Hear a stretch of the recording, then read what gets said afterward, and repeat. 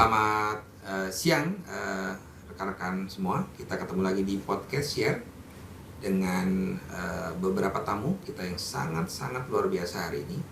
Saya Didi Prastiono menjadi host untuk ke depan membincangkan apa yang sebenarnya ada di lingkungan kita, tetapi mungkin kita kurang begitu tahu. Kami hadirkan di sini ada 3 narasumber luar biasa. Ada Mas Prana, ada Mas Dani, dan ada Mbak Eka. Teman-teman yang hadir di podcast Share kali ini adalah teman-teman yang memiliki keistimewaan disabilitas. Tidak bisa lihat, beda sama kita. Kita akan bicara tentang bagaimana dunia disabilitas dan pernah di dalamnya bersama Mbak Eka yang merupakan relawan disabilitas. Beliau adalah aktivis yang membantu rekan-rekan disabilitas ini bergerak mendapatkan akses informasi dan sebagainya agar apa yang mereka butuhkan bisa didapatkan. Rekan-rekan podcast Share, kita mulai perbincangan kita dengan santai. Selamat siang Mas Prana, Mas Dani, Mbak Eka. Selamat siang Pak. Gimana kabar, sehat? Sehat, alhamdulillah sehat. Luar biasa. Jadi yang mau saya tanyakan sekali lagi, kira-kira perasaan yang diinginkan untuk didengarkan oleh pengambil keputusan, oleh negara, oleh masyarakat, oleh apa? Sebenarnya apa sih yang dirasakan ingin dilakukan oleh kita kepada teman-teman disabilitas? Mungkin Mas Dani dulu. Iya, saya dulu. Yang pertama terima kasih dulu Pak Didi sudah diundang di podcast. Wah, luar biasa sekali bisa berkesempatan untuk diajak ngobrol di Share oleh pimpinan Share sendiri, luar biasa. Terima kasih. Jadi betulnya kalau ngomong banyak itu ya kita ambil yang paling penting ya. Jadi kalau menurut saya secara pribadi sesuai dengan pengalaman saya, bagaimana kalau negara mungkin terlalu besar Pak. Jadi berangkat dari lingkungan dulu. Bagaimana lingkungan ini bisa ada kepedulian. Kepedulian ini bukan masalah kasihan dan perhatian yang melas, bukan itu. Tapi artinya begini, memperlakukan disabilitas itu pada porsinya. Nah, ini banyak sekali, meskipun teman-teman dari aktivis sendiri, dari teman-teman relawan sendiri itu meskipun sudah berkecimpung lama begitu, itu kadang-kadang masih saya tidak ngomong salah, tapi paradigmanya belum memberdayakan, sehingga teman-teman yang sudah disabilitas ya. Nah, disabilitas ini kan memang ada, kalau menurut Undang-Undang Nomor 8 Tahun 2016 itu kan ada hambatan secara fisik, sensorik, motorik maupun intelektual dalam jangka waktu yang lama gitu ya. Nah, singkatnya seperti itu. Nah, ini akan tambah parah. Nah, ini yang perlu diubah, perlu digeser dikit, menjadikan cara atau paradigma pola pikirnya kepada pemberdayaan. Bagaimana yang disabilitas ini dibantu untuk bisa menolong dirinya sendiri, to help people to help themselves, katanya gitu. Itu kalau dari lingkungan. Kalau dari pengambil keputusan, saya kira kebijakan sampai saat ini sudah oke, undang-undang sudah ada, kemudian untuk peraturan pemerintah sudah ada, bahkan Perpres sudah terbit. Tinggal gimana sih implementasi kebijakan itu nanti di lapangan, dengan terlebih dengan kawan-kawan di street level birokrat yang nggak semuanya punya pengetahuan soal disabilitas. Saya kira itu Pak Didi kalau dari saya. Spektrum disabilitas Mbak Eka, spektrumnya itu kan begitu luasnya. Luas sekali. Yang menurut Mbak Eka yang paling mendapat prioritas untuk, atau misalnya yang kita bisa bagi spektrum disabilitas yang ada di Indonesia itu kira-kira mostly apa? Kalau menurut data itu paling banyak tunarungu. Tunarungu Pendengaran, ya. Itu Kalau yang harus diperhatikan itu kalau menurut saya pribadi dan pengalaman di lapangan itu teman-teman yang memiliki intelektual disabilitas. Intelektual disabilitas Ya. gimana tuh? Intelektual disabilitas itu otomatis yang IQ-nya di bawah 70 dan sering sebutannya juga slow learner atau yang lebih parah tingkat intelektual disabilitasnya itu sama sekali tidak bisa mandiri, Pak. Tidak bisa mandiri itu harus ada yang mendampingi. Bahkan mereka membedakan perempuan dan laki-laki aja tidak bisa. Membedakan uang juga tidak semuanya bisa. Itu kalau yang benar-benar tingkat paling parah ya. Nah, tapi saya juga nggak pernah membandingkan misalnya, alhamdulillah ya saya tidak bisa melihat, saya tidak dengar, enggak sih, enggak.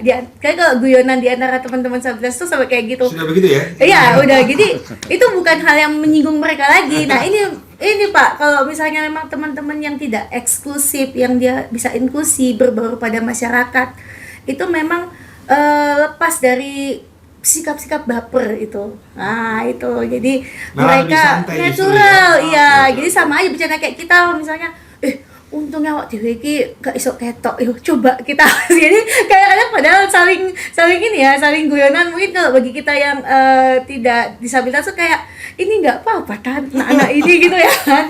Nah, ternyata bagi mereka tuh ya asik-asik aja gitu, Pak. Tapi kalau saya melihat ya itu kenapa, karena mereka sama sekali tidak bisa mandiri. Apakah semuanya seperti itu? Tentu tidak, tergantung tingkat keparahan dari si intelektual disabilitasnya itu. Oke, jadi Mbak Gitu. Eka bisa dibilang begini ya. Jadi spektrum disabilitas itu adalah ukurannya dari kemandirian. Jadi semakin tidak bisa mandiri sama semakin mandiri. Betul. Apapun jenis disabilitasnya sebenarnya begitu ya. Betul, Jadi karena apakah dia kemudian misalnya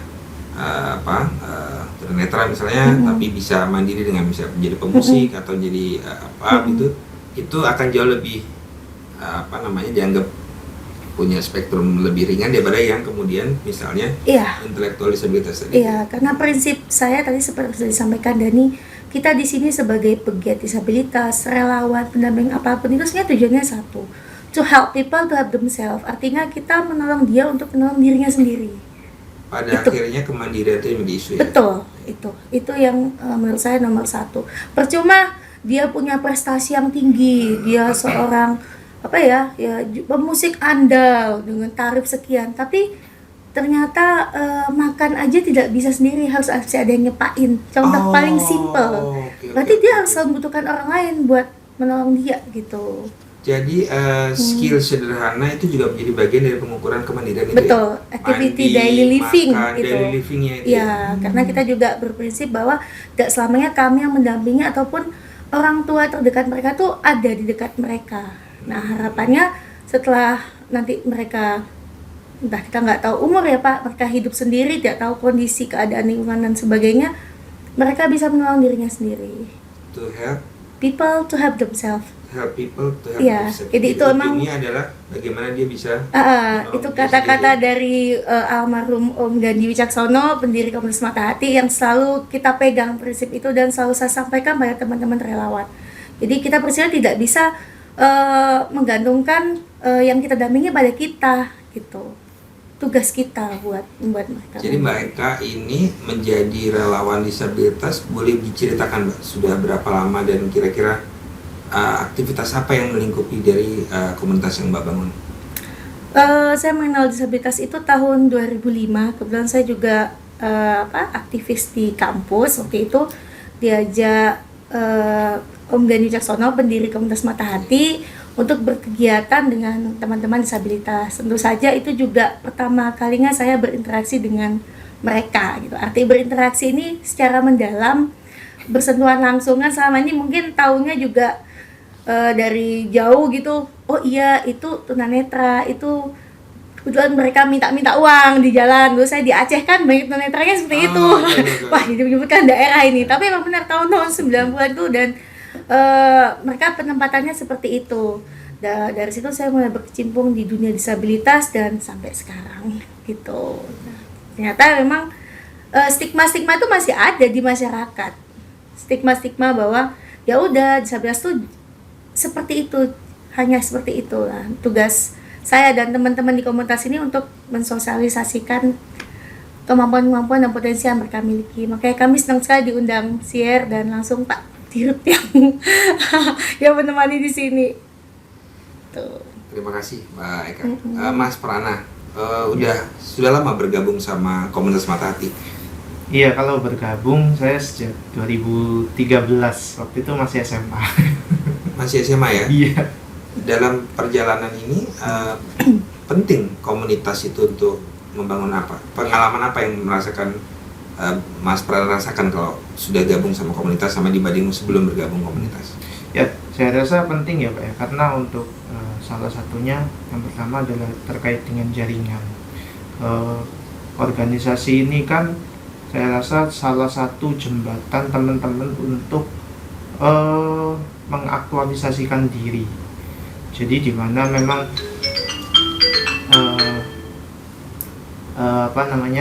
di mana teman-teman di sana itu bisa belajar satu sama lain, kemudian ternyata saya juga waktu dulu paradigmanya juga nggak benar-benar amat gitu loh, karena kan ya sebagai disabilitas ya saya ya sudah ya hidup, kalau saya bisa melakukan apa ya sudah saya lakukan gitu. Tapi ya tidak berarti saya tidak selalu benar, artinya pembelajaran yang semacam ini yang saya kira perlu teman-teman kenapa alasan saya masuk ke komunitas itu ya karena pembelajaran itu juga. Itu yang kedua. Yang ketiga ya bisa bertemu dengan orang baru dan kemudian saling sharing antar satu sama lain ya. Kembali lagi ke pembelajaran sebenarnya, tapi sharing ini bisa membuat teman-teman itu yang awalnya mungkin tidak percaya diri jadi ya paling tidak meningkat kepercayaan diri terhadap seenggaknya diri sendiri itu sih. Jaringan, pembelajaran, sharing dan sebagainya itu yang menjadi jadi sangat penting ya bagi disabilitas untuk membangun komunitas supaya bisa saling membangun percaya diri gitu kan? Iya, betul. Berarti sebelum bergabung itu Mas Prana mengalami merasa kurang percaya diri kira-kira gitu ya?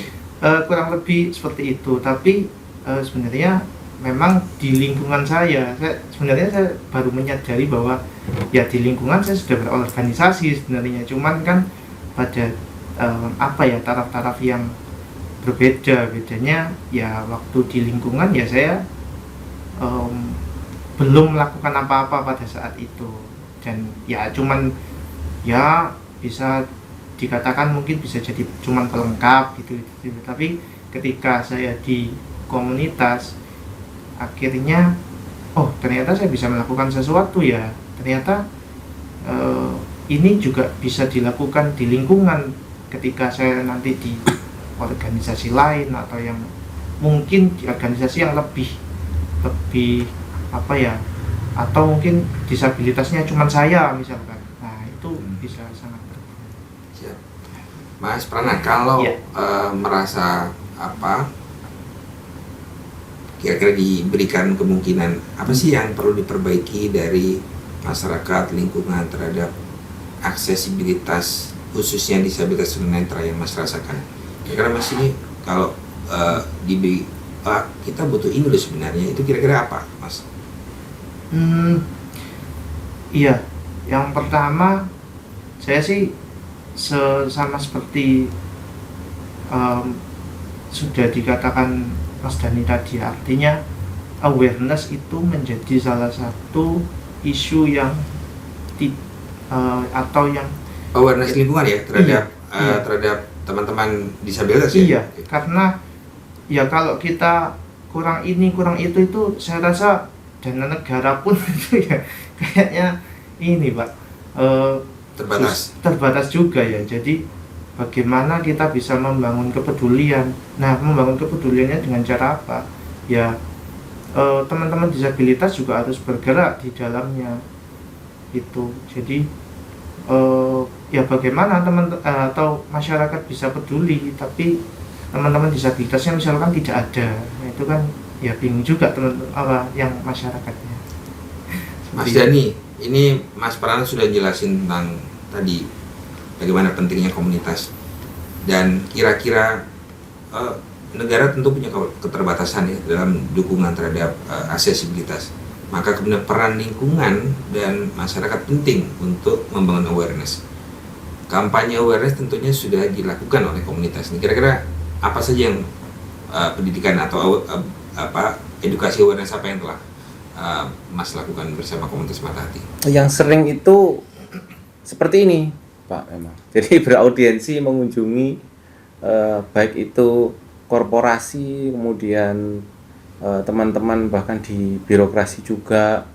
Pokoknya kami usahakan memang pentahelix itu kepegang semua, itu minimal itu. Kenapa? Ya karena saya kira dengan stakeholder yang begitu banyak dari berbagai pihak, itu saya kira menjadi percepatan untuk bisa meng-up isu disabilitas, dan ini terbukti akhir-akhir ini itu jadi isu yang seksi banget gitu, dan malah akhirnya jadi barang jualan. Nah ini repot juga ya.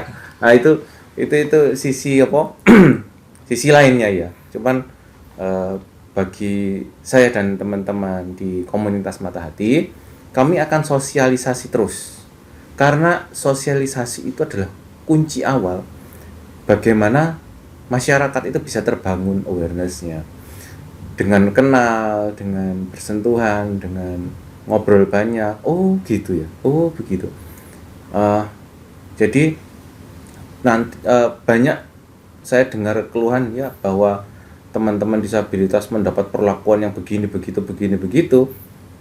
Itu waktu saya bersekolah. Jadi kalau zaman saya sekolah, Pak, saya SMA-nya tahun 2001. Wah, jadi ketebak umurnya berapa kan gitu ya. Ketebak umurnya berapa gitu.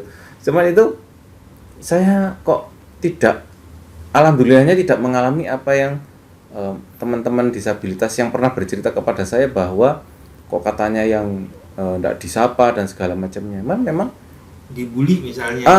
Mas Dani nggak mengalami ya kira-kira? Saya jumbuh, Pak. Jumbuh itu apa ya?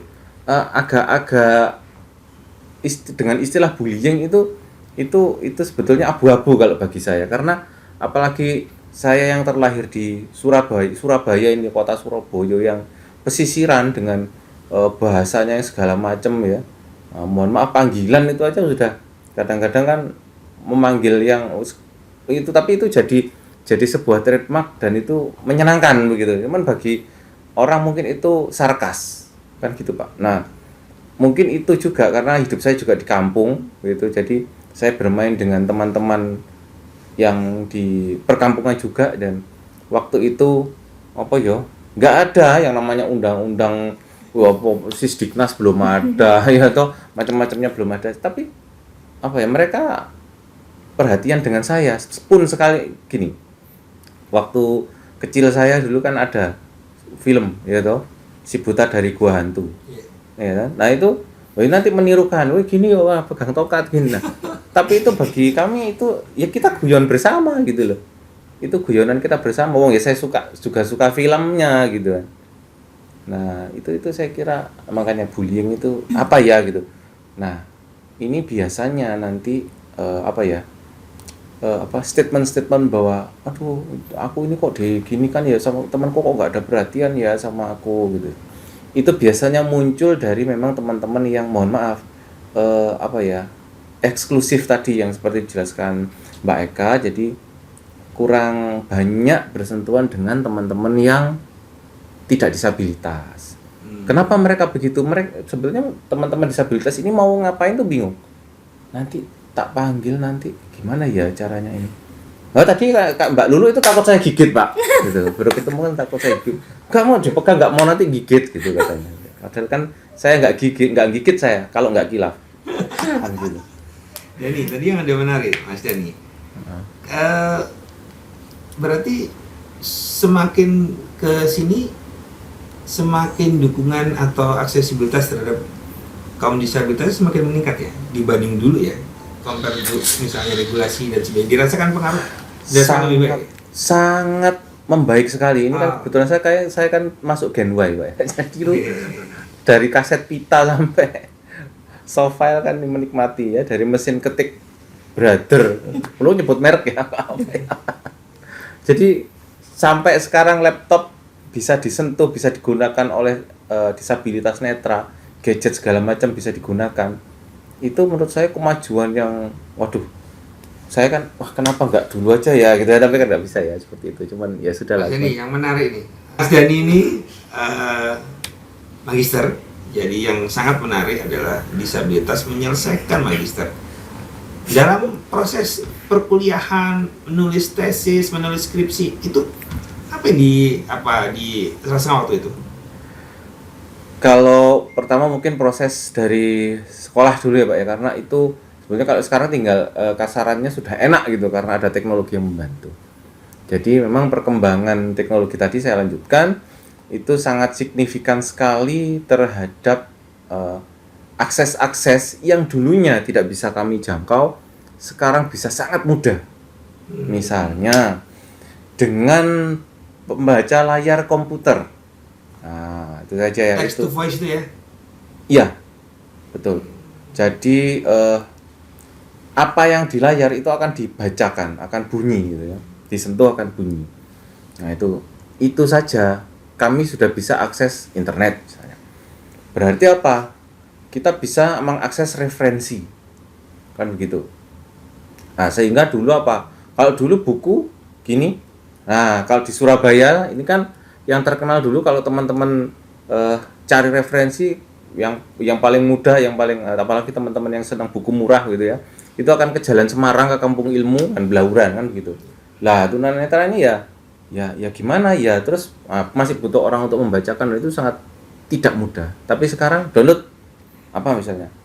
Jurnal administrasi publik misalnya. Ketik keluar semua di Google Scholar kan gitu. Itu sudah keluar semua. Download, baca. Ya, jadi seperti itu, Pak. Kemajuannya. Mas Dani, sebagai orang awam saya mau nanya ini. Jadi semua Mas Dani lakukan sendiri? Tidak. Maksudnya penggunaan teknologi itu Mas Dani bisa akses sendiri. Misalnya Mas Dani cari jurnal yang tadi disampaikan, itu dilakukan sendiri? Iya, kalau itu ya. Oke. Sampai pada proses ya pengerjaan semua dokumen saya bisa kerjakan, kutipan segala macam. Cuman nanti yang namanya netra pasti punya kelemahan di visualisasi, sehingga mungkin benar kita sudah pakai teknik untuk merapikan Word, tapi kan standar banget gitu ya. Mungkin ada huruf-huruf jenis-jenis font yang mungkin terlewat. Nah, itu jujur saja saya perlu orang yang bisa lihat untuk melihat itu dan kemudian editing. Oke, jadi regulasi menurut Mas Dani lebih baik, teknologi juga sangat membantu sekarang berarti. Justru teknologi itu sekarang kalau bagi disabilitas netra itu ngalang-ngalai tongkat, Pak. Ngalang-ngalai tongkat? Tongkat boleh ketinggalan, handphone nggak boleh ketinggalan, kan gitu, Pak. Oke. Apa saja yang Mas bisa lakukan dengan handphone? Contoh kira-kira daily life ya? Contoh, saya bisa beraktivitas, misalnya saya mau jalan-jalan, ya toh. Saya bisa pesen ojek online, loh, ya toh. Pesan sendiri? Ya. Luar biasa. Bisa kalau mau makan malam-malam jam 12, wah, tahu kan online foodnya apa aja banyak toh. Sekarang toko online juga dia kerjasama dengan itu. Nah itu yang paling sering, itu memudahkan sekali. Nah, itu yang paling juga dilakukan oleh orang-orang yang tidak disabilitas netra kan itu. Iya. Nah, tapi kamu juga bisa melakukan itu sekarang. Nah, kan setara itu begitu. Sama-sama bisa melakukan tapi dengan cara yang beda. Kan gitu. Oke.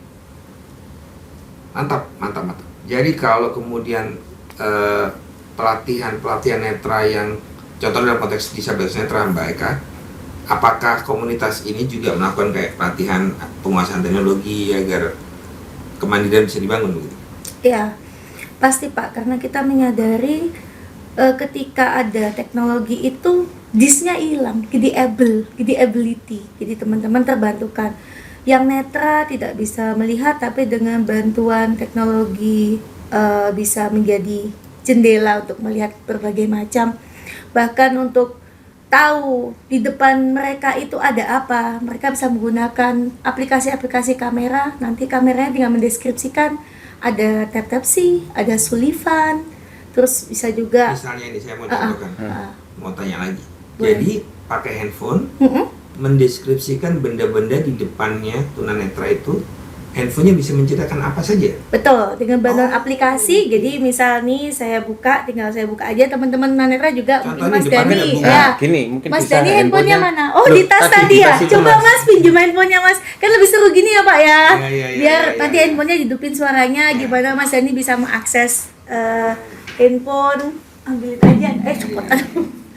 Nah, ini. Dan sosialisasi seperti ini Pak, itu tidak bosan-bosan kami Betul. lakukan bahkan sejak ya 10 tahun yang lalu mungkin. 15 tahun yang lalu juga. 15 ya. Dan itu pertanyaannya tetap sama. Iya. Cuman karena kan generasi berganti. Nah, ini ini adalah contoh suara apanya ya? Suara aplikasinya yang saya pakai. Kebesaran Ini udah tak gede. Mohon maaf ini yang saya gunakan ini synthesizer voice synthesizer-nya ini American ya. Jadi dia akan membaca. Ini sebetulnya yang dibaca bahasa Indonesia, tapi karena dialeknya seperti itu akhirnya jadi cadel-cadel begitulah. Nah, saya akan mencoba, saya akan buka. Oh, sorry layarnya belum Layarnya hidup ya. Ya, saya kebiasaan mematikan ini, layar. gini, Mohon maaf ya. lucunya tuh gini. Mohon maaf ya. Kenapa dimatiin layar saya? Kita kan, mereka kalau pakai kan dibalik gini ya. Kita suka ngintip tuh kayak Prana. Ayo kamu WA cewek ya. Makanya sama mereka dimatiin layarnya. Karena kan mereka nggak butuh layar. Nah, ini ya sekarang saya tampilkan. Nah, ini tersentuh semua, Pak. Ini tambah aplikasi. Pilih warna folder. Halaman 1 dari 3. Dia sampai membaca seperti itu. Saya akan sentuh. Jadi ini kalau disentuh satu kali kan kemungkinan besar itu tidak tepat pada sasaran. Nah, padahal saya mau buka Sullivan. Ini kok peduli lindungi kan gitu. Saya akan cari. Nah, ini Sullivan Plus. Ini bukan endorse tapi ini adalah salah satu saja. Salah satu contoh saja aplikasi yang AI yang bisa membantu kami untuk mendeskripsikan sesuatu.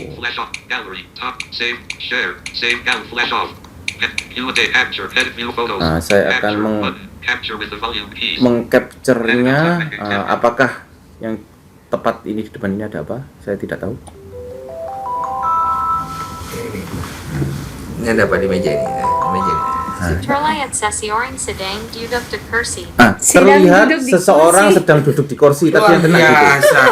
Luar Berarti tadi yang biasa. kena nggak tahu siapa tadi, Bapak itu siapa. Itu yang di depan. Kau kan yang itu Kayak gini hanya tadi di ya, depan. iya. Iya. Nah, kayak gitu. Misalnya apa ya lagi kita coba. Kayak bunga. Nah, yang misalnya ini tidak tahu ini apa? Apakah bisa tepat mendeskripsikan?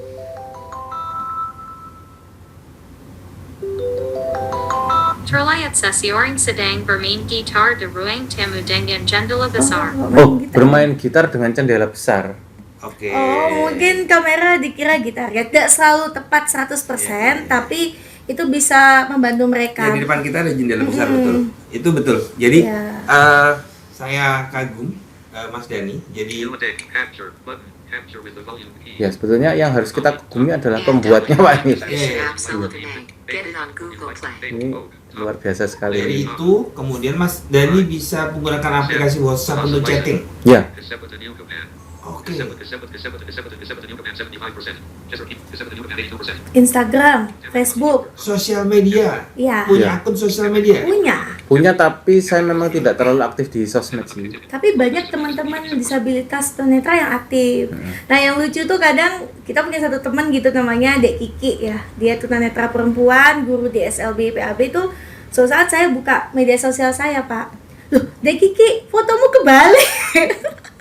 Jadi dia ngupload tapi dia kebalik Loh, gitu. bisa terjadi. Jadi itu bagi kita hal yang ini sama-sama. Oh iya mereka tidak tersinggung. Kenapa? Karena it's so fun, bukan menghina, bukan. Nah itu tadi kenapa teman-temannya harus hadir di tengah-tengah kita juga supaya kita saling mengenal.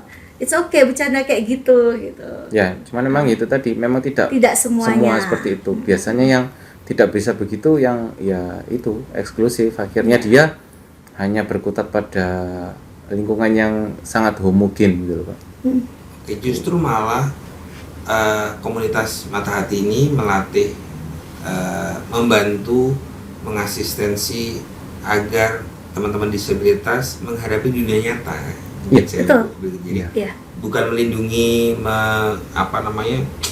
istilahnya tidak terbuka gitu ya, tapi justru membuka diri agar mereka tahu cara perkembangan teknologi, sosialisasi secara setara gitu ya. Iya.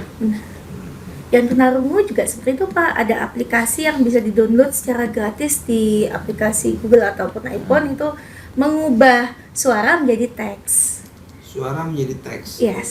Kalau tadi kan kebalikan, kalau buat netra, si pembaca layarnya mengubah teks menjadi suara.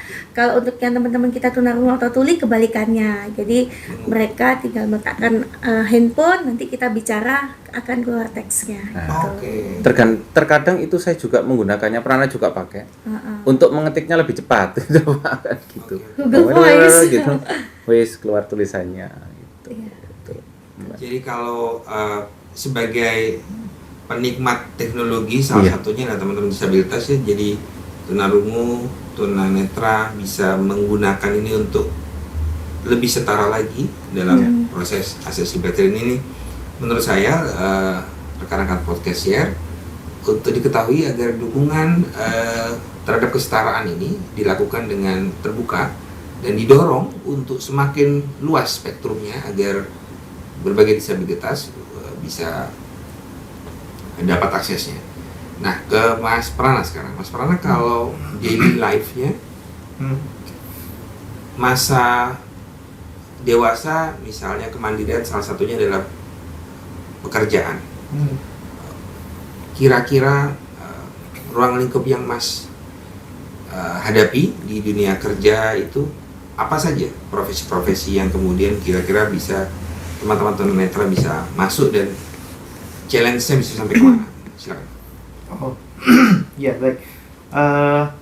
Kalau ngomong profesi ya kan, sebenarnya terkait ini juga keterkaitan dengan teknologi tadi itu sekarang banyak sekali yang bisa dilakukan oleh teman-teman. Misalkan seperti Mas Dani waktu itu sempat jadi tim kreatif di Wawali waktu itu jadi penulis websitenya. Kemudian ada teman kami juga yang saat ini ada di Jakarta di di satu kementerian di staffnya seperti itu. Nah tentunya kalau saya sendiri sekarang, kalau saya mengajar, saya jadi guru. Saya juga mata pelajaran apa, Mas Prana? Musik, Pak. Oh, Mas Prana ini guru musik ya? Saya lihat ini memang bawa gitar ya? Di SLB. Di SLB. Iya, saya mengajar, kemudian kalau setiap Sabtu juga regular session di cafe. Nah, artinya bahwa sekarang tidak hanya, kalau dulu kan paradigmanya tunanetra itu memijat. Bahkan waktu itu saya ditawari teman saya, coba lah kamu belajar mijat, itu juga bisa jadi sampingan yang bagus loh. Saya pikir, waduh masalah saya itu sebenarnya nggak ada sama pijat, saya tapi nggak suka pijat gitu loh maksudnya. itu masalahnya. Jadi saya sampai sekarang itu memang tidak belajar itu, tapi ya di samping itu juga ya emang cuman pijat atau misalkan musik doang gitu yang bisa dilakukan, kan tidak. Artinya bahwa sekarang itu lebih meluas lagi profesi-profesi yang sudah dilakukan. Misal ya operator telepon itu juga jadi salah satunya. Bahkan kontak center pun sebenarnya bisa teman-teman lakukan karena adanya teknologi yang sudah semakin maju ini tadi. Jadi Mas Prana mengidentifikasi diri sebagai saya lebih cocok jadi musik nih ya. Jadi kemampuan musik, gitar dan mengajar musik itu Mas tekuni sekarang ya. Iya. Ya tidak kemungkinan kalau ada yang lain kenapa tidak Pak? Iya. Selama menjadi duit. Kalau Mas Dani, apa yang tantangan apa yang Mas hadapi waktu urusan pekerjaan, urusan mendapatkan penghasilan? Ya, tantangan yang paling pertama adalah bagaimana membuktikan kepada apa ya namanya Pak, perusahaan atau instansi atau apapun itu, itu layak, bisa nggak sih gitu. Itu memang banyak yang ragu. Dan saya tidak bisa menyalahkan itu. Kalau saya nggak mau begitu. Wong, saya pernah ngelamar ngajar di sekolah saya aja, saya nggak diterima kok. Itu. Tapi ya nggak apa-apa gitu loh. Soalnya saya dulu nakal Pak ini sekolah jadi nggak keterima. Jadi gini, ketika saya pernah ikut workshop, ya adalah dulu ya, masih saya baru lulus S1 itu. Kemudian katanya menjanjikan untuk mencarikan pekerjaan dan segala macamnya itu. Ya mohon maaf, masih pilih-pilih disabilitas, jadi disabilitas tertentu yang bisa dianggap itu masih mampu. Padahal kerjaannya nggak ada connect-nya sama sekali. Ya aku kalau misalnya nggak bisa, dia juga bisa ngerjakan itu sebetulnya, tapi mereka tetap nggak mau gitu loh. Wes Mas, sampai nggak usah mikirkan transport saya berangkat sendiri kok aku gitu. Tetap nggak bisa, itu ya sudah. Nah makanya itu Pak, sampai sekarang mohon maaf. Ini bukan berarti mengecilkan titel dan sebagainya ya. Saya mendapatkan pekerjaan tidak pakai ijazah, terus terang aja. Tuh. Nah sampai sekarang juga saya berwirausaha, jual herbal yang mana itu juga diajari oleh teman dari disabilitas juga, daksa dia. Nah, itu saya jualan banyak hal, termasuk jualan diri saya sendiri. Gitu. Memang ya kapan hari sempat bergabung dengan Pak Wawali di tim kreatifnya beberapa bulan. Itu sempat diberi kesempatan berproses di sana. Ya seperti itu kalau saya. Jadi tantangan itu sampai sekarang, bahkan sampai nggak tahu kapan, tapi itu akan saya lewati. Karena justru saya gini Pak, ketika ini terus terang aja, ketika saya sudah tidak duduk di meja gitu ya, kan kalau di waktu bersama beliau saya selalu di belakang meja gitu.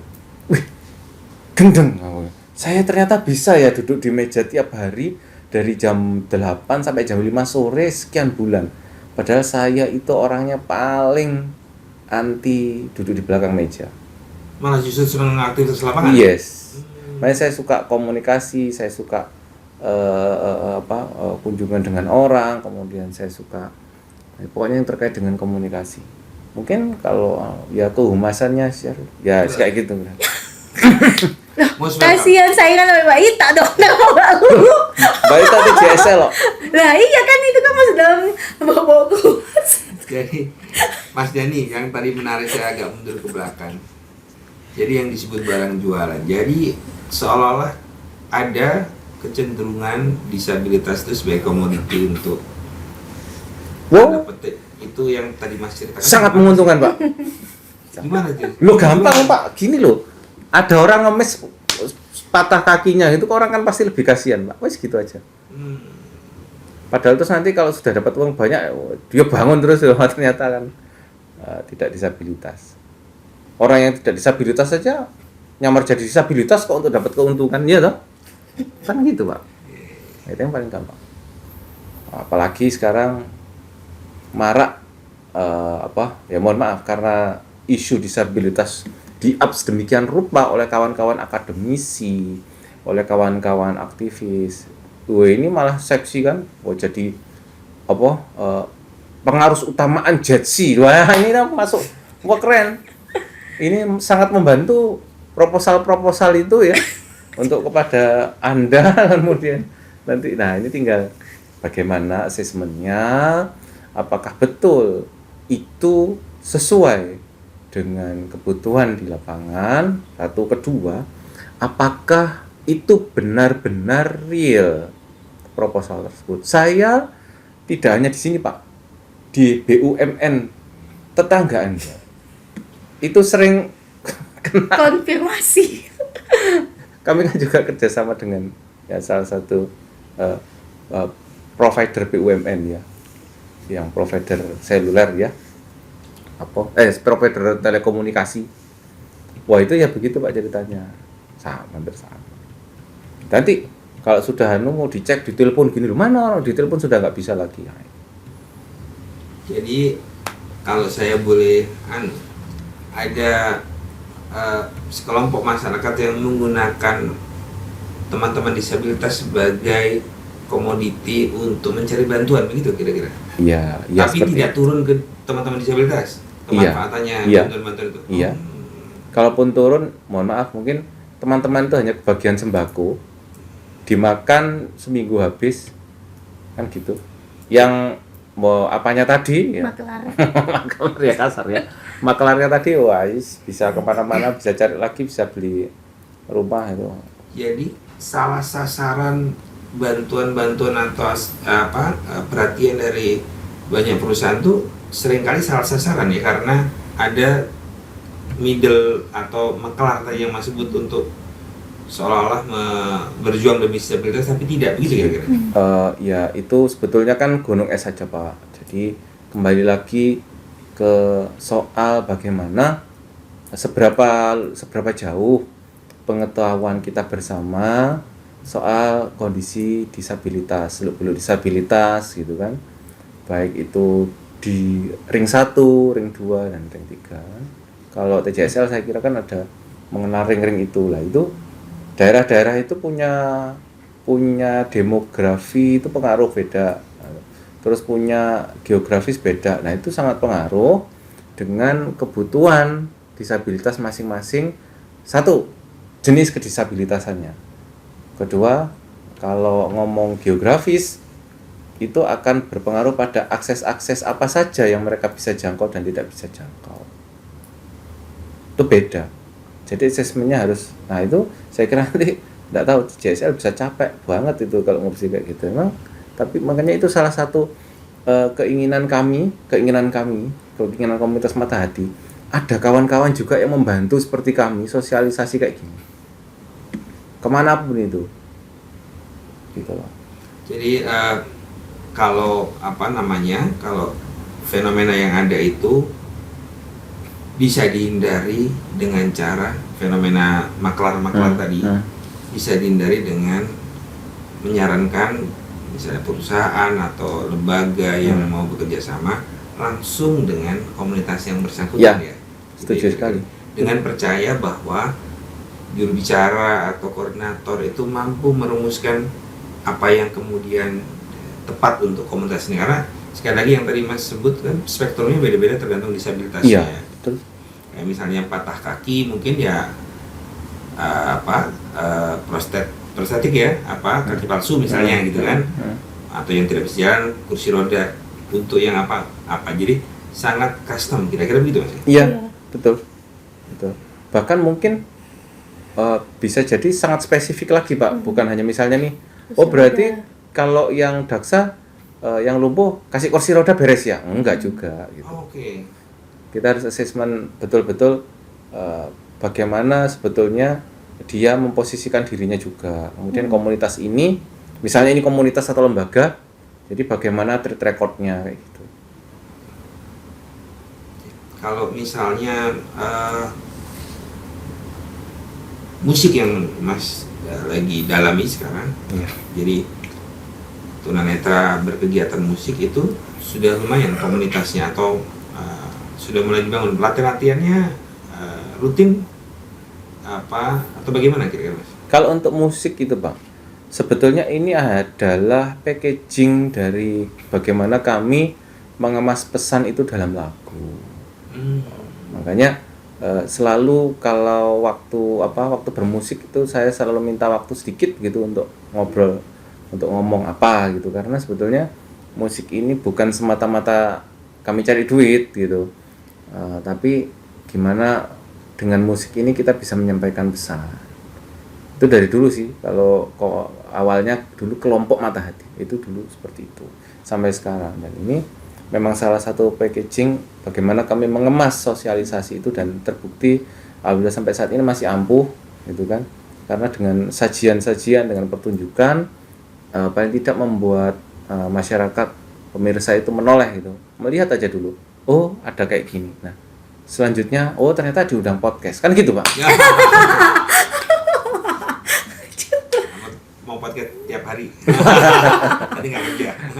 Jadi Mbak Eka, kalau misalnya Mbak Eka sebagai koordinator ini Patah Hati ini, apa pengalaman yang Mbak rasakan yang perlu segera lingkungan dan masyarakat bisa dukung untuk tepat dalam membantu agar teman-teman disabilitas setara? Dua sih Pak.